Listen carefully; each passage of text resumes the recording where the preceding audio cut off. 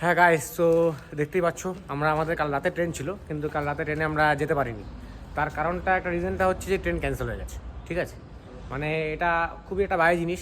ব্যাপারটা তোমরা জানো সবাই। কেন ব্যাপারটা দেখো, আমরা হয়তো ওখানে ঘুরতে এসে হয়তো এখান থেকে চলে যাচ্ছি, কিন্তু অনেকে এমার্জেন্সি কাজ থাকতেই পারে। এর থেকে অনেক বড় বড় এমার্জেন্সি কাজ থাকতে পারে, বা অনেক বিষয়ে অনেক রকম কাজ থাকতে পারে। তো সেই কাজগুলো যারা কনফার্ম টিকিট কেটেছিল বা একদম কনফার্মেশন তারা সেখানে কাজটা করতেই যাচ্ছে, তো তাদের ক্ষেত্রে কী হবে? তো এইসব জিনিসগুলো অবশ্যই মানুষকে লক্ষ্য রাখা উচিত, মানে সরকারকে লক্ষ্য রাখা উচিত, বা যে কোনো ক্ষেত্রে লক্ষ্য রাখা উচিত। কেন এরকম দুর্ঘটনা ঘটলে সবার ক্ষেত্রেই অসুবিধা না? ঠিক আছে, যেরকম হচ্ছে আমাদের সব রেডি, কালকে আমাদের রাত 9:45 ট্রেন ছিল, আমরা সব রেডি ফেডি হয়ে সব কিছু ফিক্স করে রেখেছি। কারণ আমাদের হোটেল বুকিং ও চেক আউটের ব্যাপার ছিল, আমাদের হোটেলও চেক আউট করে দিতে হতো, আমাদের সব কিছু কথাবার্তা বলা ছিল। সেই জায়গায় হট করে আমার এখানে মেসেজ আসলো কি যে ট্রেন ক্যান্সেল হয়ে গেছে। তো এটা সব থেকে বড় ইস্যু না তখন? তো এবার আর সবসময় সব কিছু তো সবাই এফোর্ড করতে পারে না, যে সবসময় সে ফ্লাইটে চলে যাবে, অন্য কোনো মারফতে চলে যাবে, সেটাও ঠিক না। তো সেই জন্য কিছু করার নেই, আমাদের তো উপায় নেই, বাড়িতে যেতেই হবে। সেই কারণে আমরা কী করলাম, আজকে সকালে ফ্লাইট বুক করলাম।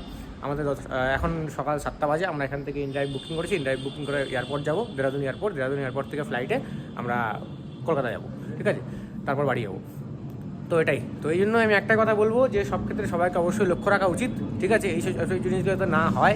ঠিক আছে, দেখো কুম্ভ হচ্ছে বা যাই হচ্ছে না কেন, বা যেটাই হচ্ছে না কেন, এই জন্য নর্মাল মানুষ কেন সাফার করবে?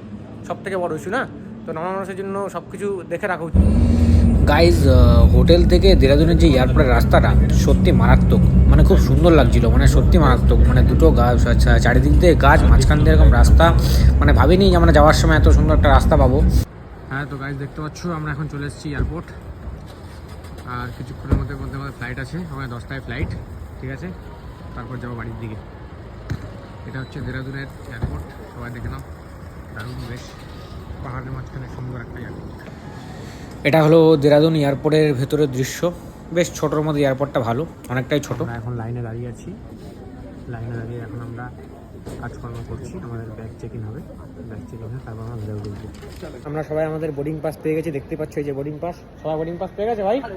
হ্যাঁ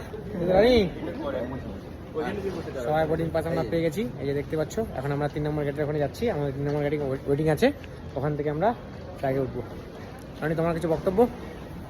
বক্তব্য আর কি, বক্তব্য একটাই যে এরকম সরকার যদি এরকম করে ব্যবস্থা না তাহলে কি করে চলবে? আমরা 4 মাস আগে থেকে টিকিট কেটে রেখেছি, কনফার্ম টিকিট, এমনি। হ্যাঁ এটাই ঠিক আছে। 2 নম্বর, এটা শিলিগুড়ি না যে লোকাল বাসে চলে আসলাম, লোকাল ট্রেনে চলে আসলাম। আমরা হচ্ছে উত্তরাখণ্ডে, এখান থেকে আমাদের যাওয়াটা অনেকটাই টাফ। ঠিক আছে, আর এখন যা অবস্থা, তো সরকারের এই দিকটা দেখা উচিত, মানসিকতা ভেবে যে অন্যদের জন্য আমরা কেন সাফার করবো, আমরা এত মাস আগে তাহলে টিকিটটা কেন কাটলাম তাহলে, এটাই আর কি।